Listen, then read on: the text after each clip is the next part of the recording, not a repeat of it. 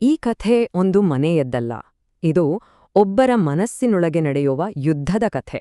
ಹೊರಗಿನ ಜಗತ್ತಿಗೆ ಕಾಣದ ಒಂದು ಯುದ್ಧ. ಒಂದು ಹೆಸರನ್ನು ಅಳಿಸ್ಬೇಕು ಅಂತ ಹೇಳಿದ್ರೆ ಯಾರ ಹೆಸರನ್ನು ಅಳಿಸ್ತೀರಾ?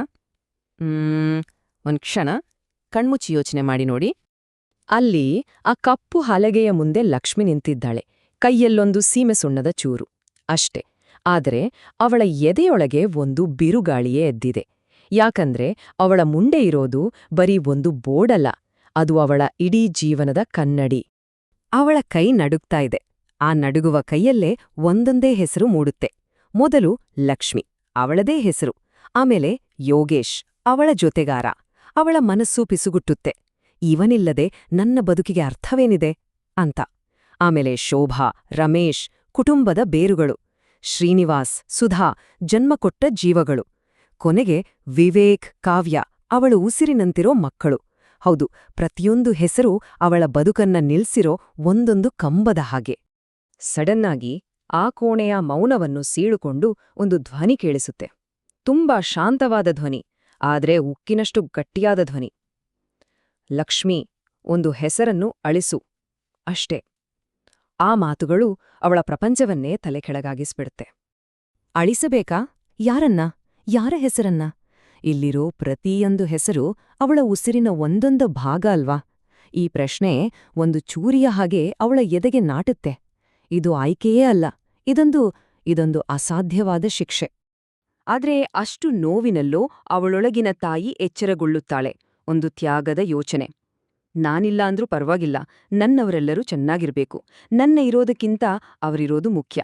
ಹೌದು, ನಾನಿಲ್ಲದಿದ್ದರೂ ಇವರೆಲ್ಲರೂ ಇರ್ಲೇಬೇಕು. ಅವಳ ಕೈಗಳು ನಡುಗುತ್ತಲೇ ಮೇಲಕ್ಕೆ ಹೋಗುತ್ತೆ. ತುಂಬಾನೇ ನಿಧಾನವಾಗಿ ತನ್ನ ಹೆಸರಿನ ಮೇಲೆಯೇ ಸೀಮೆ ಸುಣ್ಣವನ್ನು ಆಡಿಸ್ತಾಳೆ.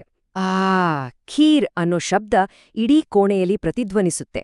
ಅವಳ ಕಣ್ಣಿಂದ ಒಂದು ಹನಿ ನೀರು ಕೆಳಗೆ ಬೀಳುವಷ್ಟರಲ್ಲಿ ಲಕ್ಷ್ಮಿ ಅನ್ನೋ ಹೆಸರು ಆ ಹಲಗೆಯ ಮೇಲಿಂದ ಮಾಯವಾಗಿ ಹೋಗುತ್ತೆ. ಅವಳು ತನ್ನ ಗುರುತನ್ನೇ ತಾನೇ ಅಳಿಸಿಹಾಕಿದ್ದಾಳೆ. ಆದರೆ ಆ ಶಿಕ್ಷೆ ಇನ್ನೂ ಮುಗಿದಿರ್ಲಿಲ್ಲ. ಅದೇ ನಿರ್ದಯಿ ಧ್ವನಿ ಮತ್ತೆ ಕೇಳಿಸತ್ತೆ. ಮುಂದುವರ್ಸು, ನೀನು ನಿಲ್ಲೋ ಹಾಗೇ ಇಲ್ಲ. ತನ್ನನ್ನೇ ಅಳಿಸಿಕೊಂಡ ಮೇಲೆ ಈಗ ಅವಳ ಸರದಿ. ತನ್ನ ಪ್ರಪಂಚವನ್ನೇ ತುಂಡು ತುಂಡಾಗಿ ಕಳಚಬೇಕಿತ್ತು. ಅವಳು ತನ್ನ ಅಸ್ತಿತ್ವದ ಬೇರುಗಳನ್ನೇ ಕೀಳಬೇಕಾದ ಒಂದು ಅನಿವಾರ್ಯ ಪರಿಸ್ಥಿತಿ. ಮೊದಲು ಅತ್ತೆಮಾವ ಅವಳನ್ನ ಮಗಳಿಗಿಂತ ಹೆಚ್ಚಾಗಿ ನೋಡ್ಕೊಂಡವರು.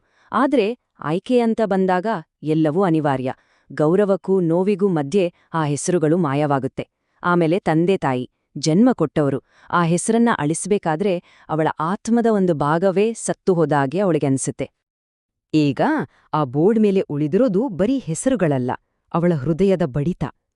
ಸುತ್ತಲೂ ಮೌನ, ಆದ್ರೆ ಅವಳ ಕಿವಿಯಲ್ಲಿ ಮಾತ್ರ ಅವಳ ಹೃದಯ ಲಬ್ಡಬ್ ಲಬ್ಡಬ್ ಅಂತ ಜೋರಾಗ್ ಬಡ್ದುಕೊಳ್ತಿದೆ. ಸಮಯವೇ ನಿಂತುಹೋದ ಹಾಗೆ. ಒಬ್ಬ ತಾಯಿ ತನ್ನ ಮಗುವಿನ ಅಸ್ತಿತ್ವವನ್ನ ಅಳಿಸೋಕೆ ಸಾಧ್ಯನಾ? ಆ ಯೋಚನೆಯೇ ಅವಳನ್ನ ಒಳಗೊಳಗೆ ಸುಟ್ಟು ಹಾಕುತ್ತೆ. ಅವಳೊಳಗಿಂದ ಒಂದು ನೋವಿನ ಕಿರಿಚಾಟ, ಇದು ಸಾಧ್ಯವೇ? ಕಣ್ಣೀರು ಧಾರಾಕಾರವಾಗಿ ಸುರಿತಿದೆ. ಆದ್ರೂ ಅವಳು ಆಯ್ಕೆ ಮಾಡ್ಲೇಬೇಕು. ಅವಳ ಮನಸ್ಸು ಸಮಾಧಾನ ಮಾಡ್ಕೊಡುತ್ತೆ. ಒಂದಲ್ಲ ಒಂದು ದಿನ ಅವನು ತನ್ನದೇ ಆದ ಒಂದು ಬದುಕನ್ನ ಕಟ್ಕೊಂಡು ದೂರ ಹೋಗಲೇಬೇಕಲ್ಲ ಅಂತ. ಈ ಕಠೋರ ಸತ್ಯವನ್ನ ಮನಸ್ಸು ಒಪ್ಪದಿದ್ರೂ ಅವಳ ಕೈ ವಿವೇಕ್ನ ಹೆಸರನ್ನ ಅಳ್ಸಿ ಹಾಕುತ್ತೆ. ಅಷ್ಟೇ, ಆ ಕ್ಷಣ ಅವಳು ಅಲ್ಲೇ ಕುಸ್ತು ಬಿದ್ದುಬಿಡ್ತಾಳೆ. ಈಗ ಕೊನೆಗೆ ಉಳಿದಿರೋದು ಎರಡೇ ಹೆಸರುಗಳು. ಯೋಗೇಶ್, ಅವಳ ಜೀವನದ ಜೊತೆಗಾರ. ಕಾವ್ಯ, ಅವಳ ಜೀವದ ಒಂದು ತುಣುಕು. ಅಂದ್ರೆ ಅವಳ ಅಸ್ತಿತ್ವದ ಎರಡು ಮುಖಗಳು.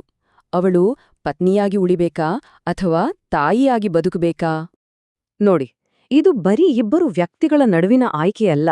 ಇದು ಎರಡು ಪವಿತ್ರವಾದ ಸಂಬಂಧಗಳ ನಡುವಿನ ಯುದ್ಧ. ಒಂದ್ ಕಡೆ ಜೀವನ ಸಂಗಾತಿ, ಇನ್ನೊಂದು ಕಡೆ ಜೀವನದ ಮುಂದುವರಿಕೆ. ಸಪ್ತಪದಿಯ ವಚನ ದೊಡ್ಡದಾ ಅಥವಾ ಕರುಳುಬಳ್ಳಿಯ ಬಂಧ ದೊಡ್ಡದಾ? ತುಂಬಾ ಹೊತ್ತಿನ ಭಾರವಾದ ಮೌನದ ನಂತರ ಲಕ್ಷ್ಮಿ ತನ್ನ ಕೊನೆಯ ನಿರ್ಧಾರಕ್ಕೆ ಬರ್ತಾಳೆ.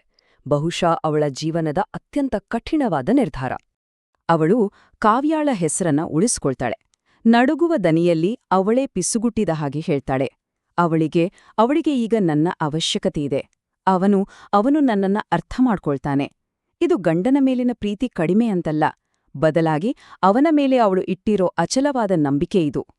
ಆದ್ರೆ ಒಂದು ವಿಷಯ ನೆನ್ಪಿಡಿ, ಇದು ಸರಿಯಾದ ನಿರ್ಧಾರ ಖಂಡಿತ ಅಲ್ಲ. ಹಾಗಂತ ಇದು ತಪ್ಪಾದ ನಿರ್ಧಾರವೋ ಅಲ್ಲ. ಇದು ಕೇವಲ ಒಂದು ಅನಿವಾರ್ಯವಾದ ನಿರ್ಧಾರ.